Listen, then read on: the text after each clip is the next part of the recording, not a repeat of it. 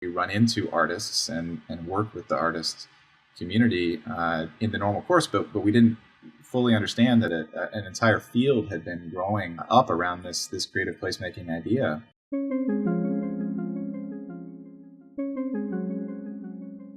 I'm a senior researcher in the community development department at the San Francisco Fed. I've been at the Fed for about 10 years. I've been in the social sector my whole career.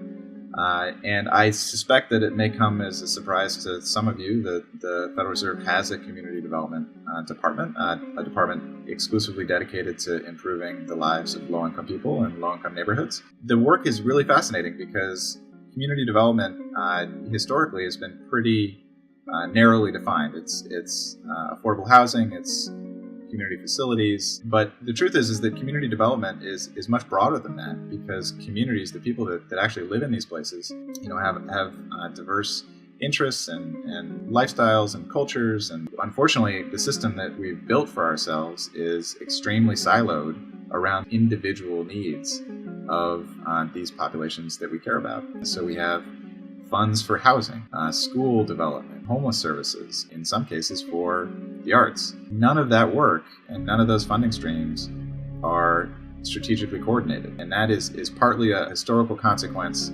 of the dismantling of what used to be a more comprehensive federal anti-poverty policy in the 60s and 70s that was replaced by a more of a decentralized network of providers, community development corporations, community development financial institutions, developers, small foundations, who were sort of bootstrapping individual projects on the ground in these low-income places, doing the best they could to access resources to do those individual projects. And it was actually very effective in the wake of that federal pullback. But the consequence from a policy standpoint, and the legacy that we're still grappling with, is that we have all of these kind of independent actors, each doing their own projects in their own silos, and funding streams, both at the federal, state, and local level, that support those individual efforts with very little eye towards the whole. And the whole, of course, is we want to create neighborhoods for people that work for them, that are safe, that are healthy, and that they want to live in. The natural consequence of this legacy is that the arts are treated like an add-on. You start with the core ingredient, which tends to be affordable housing. So you identify a low-income neighborhood, and you replace that with either an affordable housing project that's 100% affordable, or maybe a mixed-income affordable housing project. And that becomes kind of the anchor of your neighborhood revitalization.